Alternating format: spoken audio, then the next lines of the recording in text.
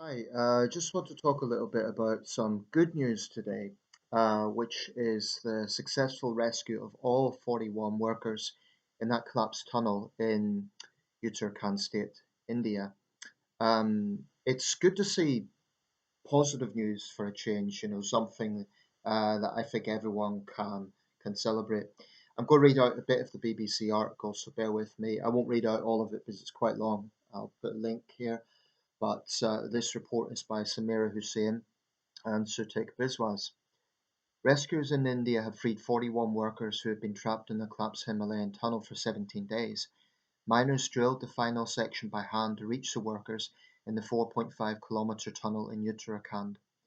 The men, who were brought out in wheeled stretchers through a 90-centimetre wide pipe, were taken to hospital for checkups. No one was injured, which is even further good news. Marathon efforts to free them from the Silkyara tunnel, which collapsed on the 12th of November, overcame numerous setbacks. The mission was ultimately completed on Tuesday evening thanks to the efforts of a group of rat hole, that's quote unquote, miners who'd use handheld drills to break through the rock.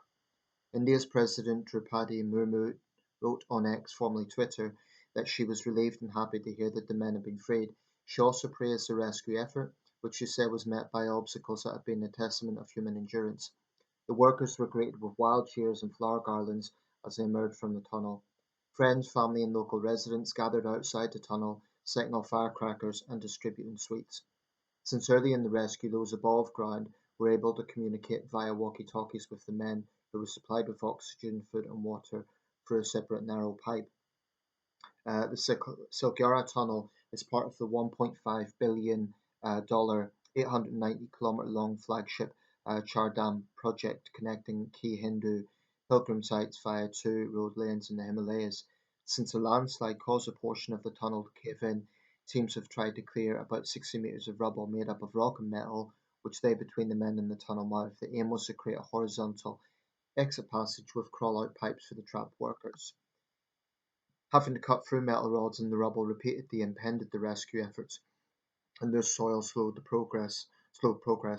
Last Friday, officials said the workers would be out in a matter of hours until a complete breakdown of the main drilling machine inside the tunnel.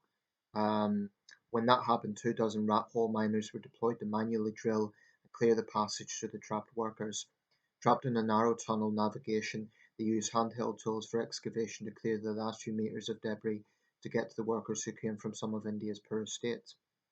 Rescue workers equipped with ropes, ladders, and stretchers then entered the tunnel, with 41 ambulances positioned outside to transport the men to a hospital some 30 kilometres away. Rescuers had to begin drilling vertically from the top of the mountain under which the men were trapped to bore an alternate rescue passage. And I won't read out the whole report because there's more to it. But yeah, it's good news. There must have been points in this. I haven't followed it exhaustively, but I was aware that this was going on, and there must have been points where, the relatives and rescuers really had their hopes tested. So to have all 41 rescue workers rescued is fantastic. These are all young men, all in their 20s. So, what an experience to live through. For me, this has strong echoes of back in 2010, the Chilean miners.